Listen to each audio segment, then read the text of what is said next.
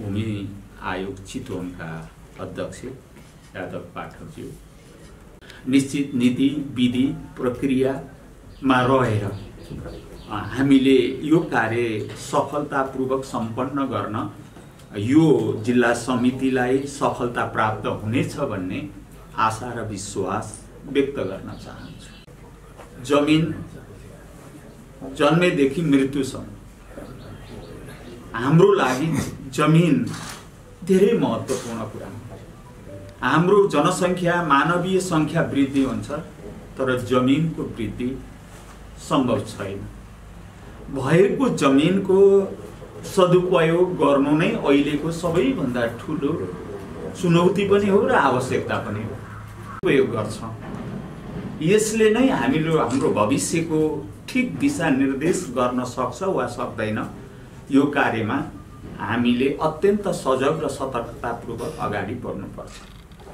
हामीले एकापट्टि संविधानमा उल्लेख गर्यौं कि धारा 40 मौलिक हकमा त्यसमा पनि दलितको हकमा हामीले उल्लेख गरेका छौं। एक पटकको लागि बासको लागि जमिन मौलिक हकको रूपमा नै हामीले उल्लेख गर्यौं। अब हामीलाई 13-14 महिना बाँकी छ। त्यो समयभित्र उहाँहरूलाई उपलब्ध गराउन सकिएन भने नागरिकले भोलि मौलिक हकको हननको प्रश्न सरकार समक्ष खडा हुनेछ। तसर्थ अहिले यही कुरालाई ध्यान दिँदै यो छुट्टै दलितको हकको अधिकारलाई कार्यान्वयन गराउनको निम्ति छुट्टै आयोग बनाउने कि भन्ने कुरा पनि चलेको थियो।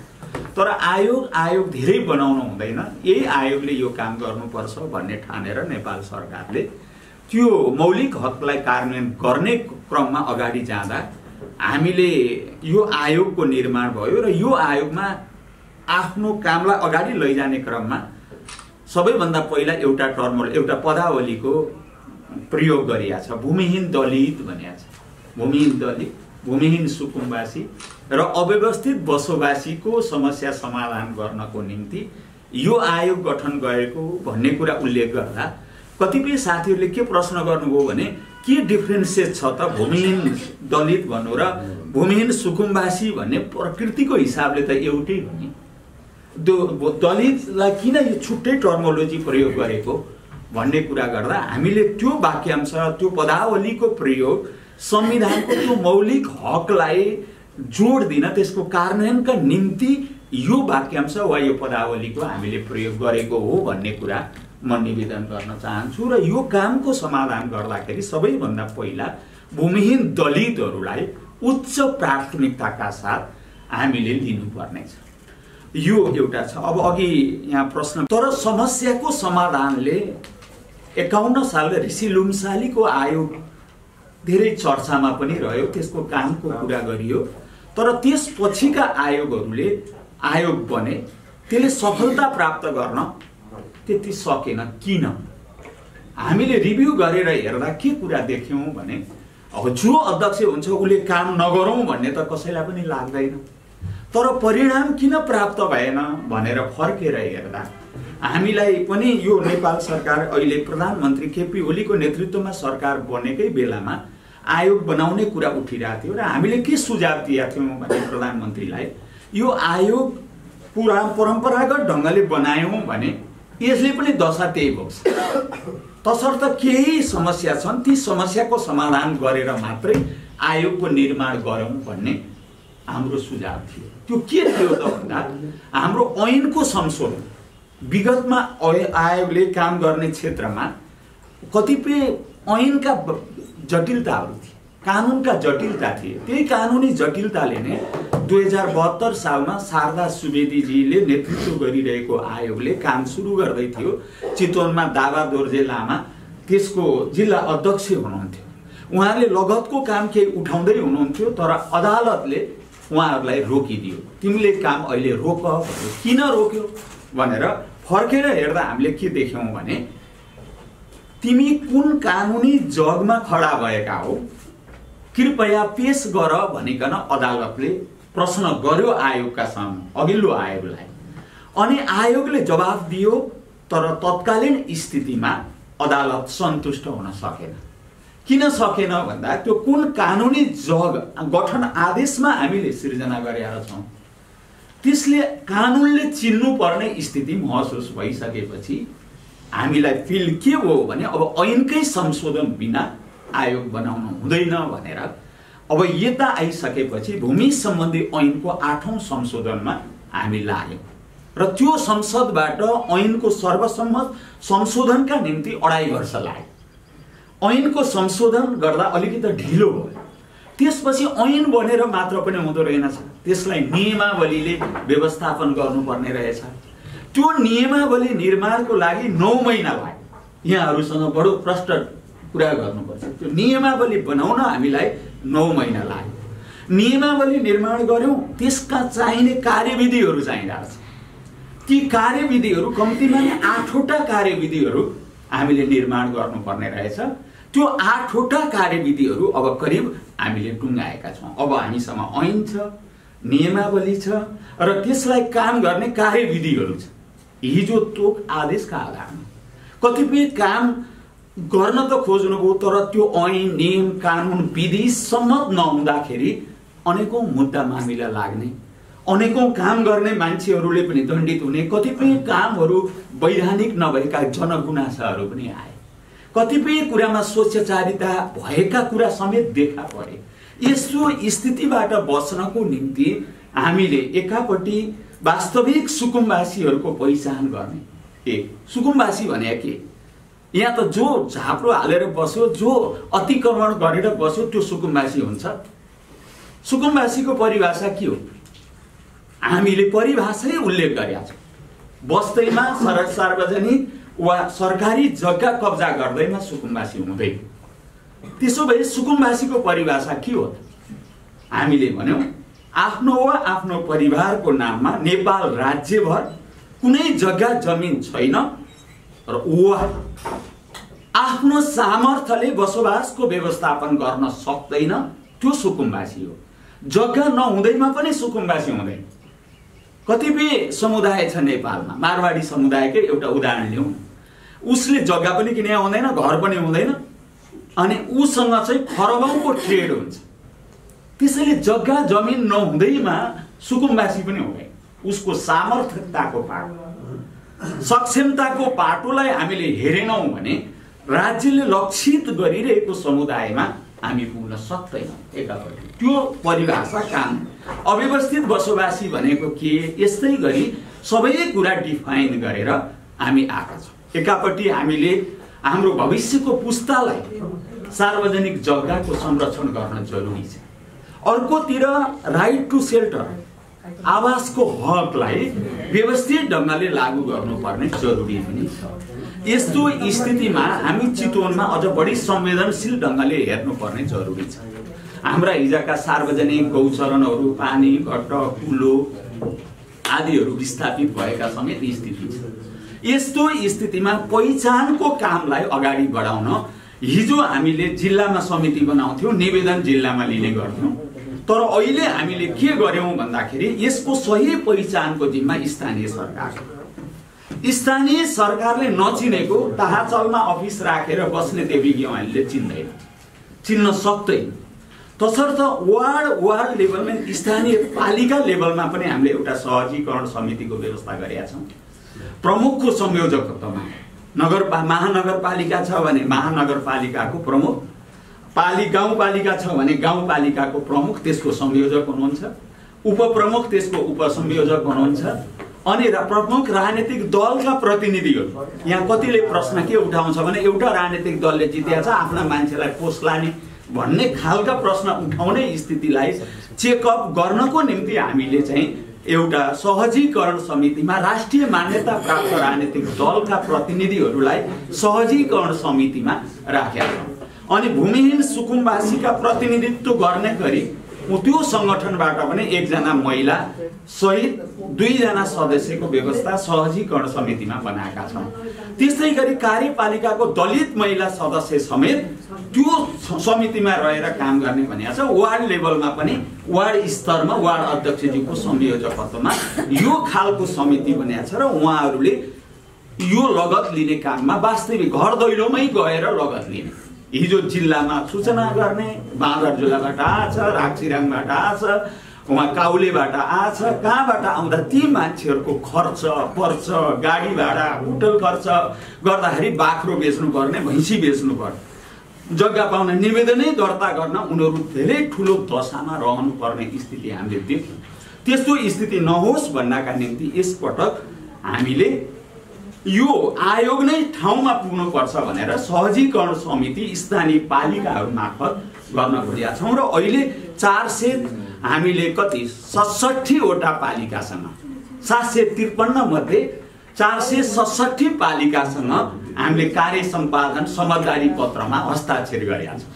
त्यसमा के हो त भने पालिकाले के काम गर्ने, आयोगले के काम गर्ने भनेर सम्झौता गरिया छ र त्यो सम्झौता अन्तर्गत अहिले देशमा सबै 77 जिल्लामा यो काम भएको छ। जिल्ला समिति बन्न अलि ढिलो बन्यो किनभने लगत लिने काम तलको हो, त्यो आइसकेपछि जिल्ला समिति बनाउँदा हुन्छ भनेर हामीले जिल्ला समिति भर्खरै गठन गरेका छौँ। तर यो लगत सङ्कलन गर्ने काम हामीले तीव्रताका साथ देशव्यापी रूपमा गरेका छौँ र हामीले 13 लाख सुकुम्बासी अव्यवस्थित होलान् भन्ने अनुमान गरेका थियौँ। तर यो अहिले पछिल्लो ट्रेन्ड हेर्दा चाहिँ हामी चाहिँ आश्चर्यजनक परेका छौँ। के देखियो भने अव्यवस्थितको सङ्ख्या, सुकुम्बासीको सङ्ख्या चाहिँ 20% कै सेवा परेको होला। देशव्यापी रूपमा हेर्दा ट्रेन्ड हेर्दा हामीले अहिले यो देखिरहेको छौँ। तर समस्या कहाँनिर रह्यो भने अव्यवस्थित जग्गाको जोतभोग गरेका मान्छेको त्यो सङ्ख्या निकै ठुलो देखियो। त्यो ठुलो सङ्ख्यामा के देखिएको छ भने त्यो अव्यवस्थित जग्गा पनि 15औं पटक खरिद बिक्री चल्दो रहेछ, रजिस्ट्रेसनमा पो छैन। तर आपसमा खरिद बिक्री गरेर हिजो जुन अनुमान हामीले गरेका थियौँ त्यो भन्दा 10 टाइम माथिको स्थिति यो फर्म लगतको हिसाबमा आछ। हामीले अहिलेसम्म 15 लाख फारम दुईटै गरी सुकुम्बासीले रातो फर्म, अव्यवस्थित बासोबासीले सेतो फर्म गरेर दुईटा फर्म डेभलप गरेका छौँ। त्यो फर्ममा सम्पूर्ण विवरण हामीले उल्लेख गरेका छौँ। ढाँटी छली लिनेलाई दण्डको व्यवस्था गरेका छौँ। कसैले झुक्क्याएर सिफारिस गर्यो र गलत मान्छेलाई सिफारिस गर्यो भने 25,000 रुपियाँ जरिमाना तिर्नुपर्छ र अर्कोतर्फ झुक्क्याएर कसैले लिएको थाहा पाएमा त्यो जग्गा जफ्त हुन्छ, सरकारकै नाममा आउँछ र झुक्क्याइ लिनेहरूलाई चाहिँ 1 वर्ष कैद र 1 लाख रुपियाँसम्मको जरिमानाको व्यवस्था समेत हामीले गरेका छौँ।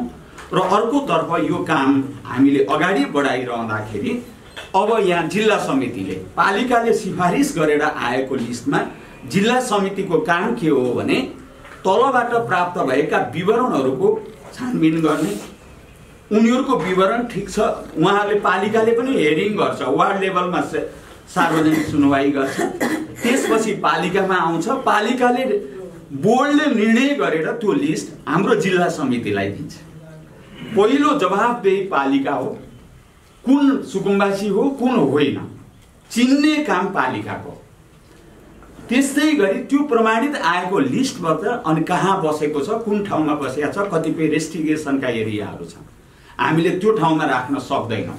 रेस्टिगेसनका एरियाहरू नकारात्मक हामीले चाहिँ नेगेटिभ लिस्ट भन्छौँ, त्यो नेगेटिभ लिस्टमा बसेको ठाउँमा हामी राख्न सक्दैनौँ। जस्तो सडकको राइट वे, मान्छे सडकमा बसिया छ तर सडक विस्तारको क्रममा हामीले उनीहरूलाई सुकुम्बासी छन् भने अन्त शिफ्ट गरेर गर्छौँ। अव्यवस्थित बसोबासी सडकमा बसिया छ भने जय नेपाल हजुर जानुहोस् भन्नुपर्छ। हामीले उहाँहरूलाई अन्त सम्पत्ति छ अनि सडकमा नै बसिया छ भने उहाँहरूलाई बाई बाई भन्नै पर्छ। त्यो कुरा हामीले क्लियर गर्नुपर्छ। त्यस्तै गरी नदी किनार जोखिम, नदीको राइट वे जोखिममा छ, अहिले बसिया छ त्यहाँ दिउँला, भोलि मान्छे मर्यो भने के हुन्छ त भन्दा यो आयोगले यहाँ लगाएर मार्यो भनिदिन्छ। त्यसैले सडकको नदीको राइट वेलाई समेत हामीले ख्याल गर्नुपर्ने हुन्छ त्यो कुरा। त्यस्तै गरी सार्वजनिक जग्गा, मालपोत ऐन 2034 यहाँ मालपोतको सरलाई नै थाहा होला हैन, 34 अनुसार चाहिँ सार्वजनिक भनिएका जग्गाहरू हामीले चाहिँ राख्न पाउँदैन। यो कुरा सार्वजनिक भनिएर ऐनले व्यवस्था गरेका ठाउँमा हामीले राख्न सक्दैन। त्यसैले कहाँ सक्छौँ त? सबै नसक्ने कुरा गर्नु, सक्ने कुरा कहाँ हो भन्ने प्रश्नका सन्दर्भमा सक्ने ठाउँ पनि छ। जस्तो हामीले ऐनले के भनेको थियो भने हिजो 10 वर्ष हिजो जङ्गल सबै नेपालमा कस्तो रहेछ भने वन ऐन वनको सर हुनुहुन्छ होइन देवसा सहायक हुनुहुन्छ। हिजोसम्म के रहेछ भने खोला बगर जे छ आबादी जग्गा बाहेक अरू जति बाँकी छ त्यो सबै वन भन्ने काम वन ऐन आकृष्ट हुँदो रहेछ।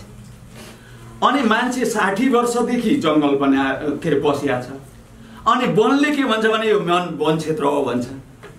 7 तले घर बनिया छ। उदाहरणकै लागि भनौँ भालुमा अहिले राजधानीको केन्द्र बनिया छ, प्रदेश केन्द्र बनिया छ, 7 तले घर बनिया छ।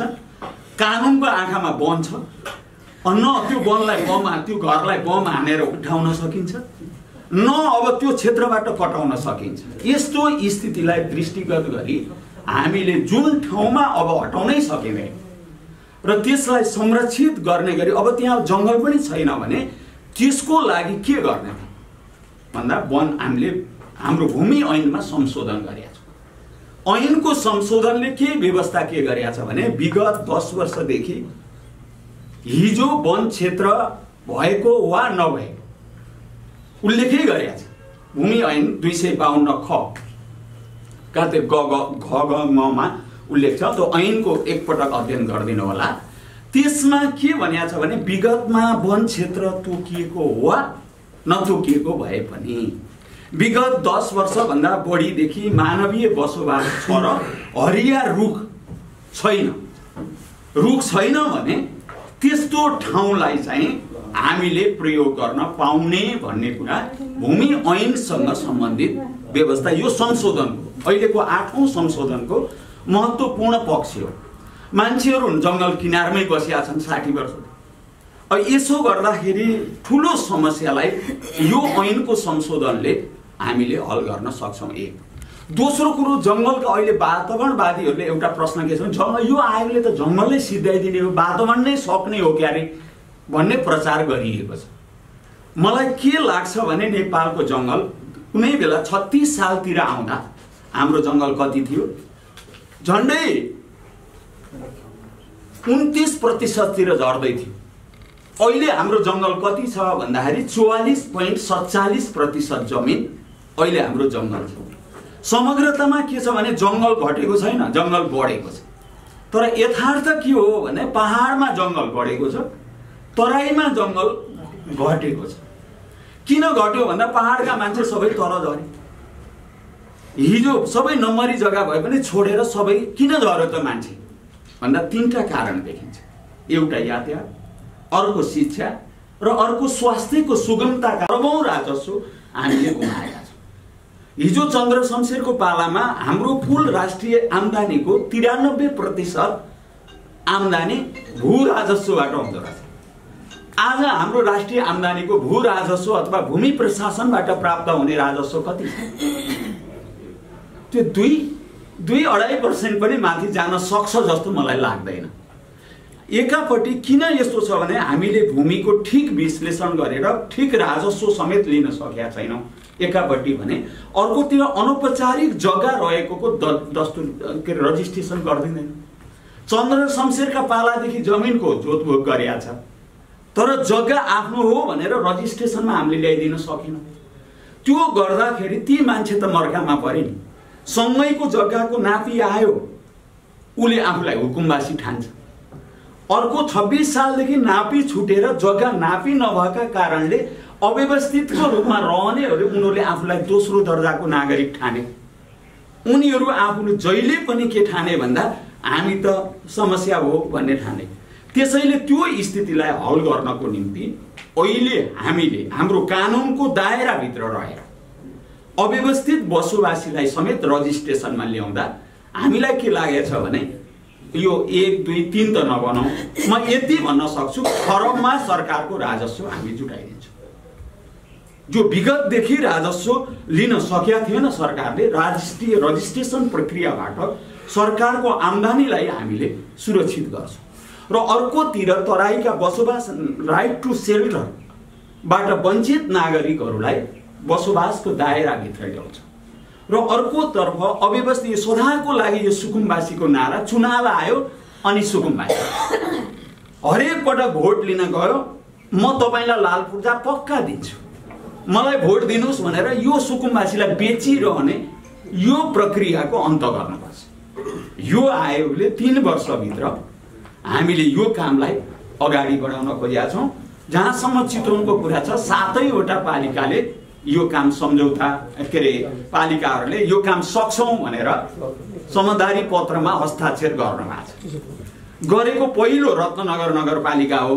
उसले लगतको काम करिब करिब सम्पन्न गरेका छ र नाप जाँचको स्थितिमा अगाडि बढेका छ। त्यसपछि हामीले मुङसिर कति गति पछिल्लो सूचना त्यसमा हामीले सूचना निकालेका छौँ र सम्झौता हेटौडामा मुङसिरको 25 गते अरू 6वटा पालिका छन्। पहिलो चरणमा रत्नगर, त्यसपछि 6वटा पालिकालाई मुङसिरको 25 गते हेटौडामा बोलाएर सबै प्रमुखज्यूहरू र कार्यकारी प्रमुखज्यूहरूले हस्ताक्षर गरेर यो काम हामी गर्छौँ भनेको मुङसिरको 25 गते हेटौडामा आयो। तर पछिल्लो चरण अब के भयो, अलि गति अरू पालिकाको ढिलो भयो। तर जे होस्, अब पछिल्लो चरणमा सबै पालिकाले गति अगाडि बढाउनु भएको छ। कालिकाले निकै अगाडि लगेको छ। अब मेरो जानकारीमा राप्तीमा पनि अगाडि बढेको छ। रत्नगर सुरुमै काम गरेको छ र भरतपुरले हिजोबाट अलि गति र तीव्रता प्रदान गर्ने ल्याएछ। हिजोसम्म म अलि निराश थिएँ भरतपुरमा हैन, तर हिजोबाट भरतपुरले पनि अब गति दिन खोजेको छ। उहाँहरूले सम्झौता सूचना निकालेको गर्दैछ, अलि समस्या छ। त्यसैले त्यो पक्षलाई उहाँहरूले समयमा अलिकति ध्यान दिँदा 35 दिनभित्र लगत लिने भनिएको कुराले समय लाग्ने हो कि भन्ने अलिकति चिन्ता छ। तर त्यसलाई कानुनी रूपले बाटो खोलेर त्यो काम त सम्पन्न गर्ने दिशामा भरतपुर महानगरपालिका समेत लाग्नेछ। माडी जुटिरहेकै छ। शहरमा हामीले एकापट्टि व्यक्ति स्वार्थ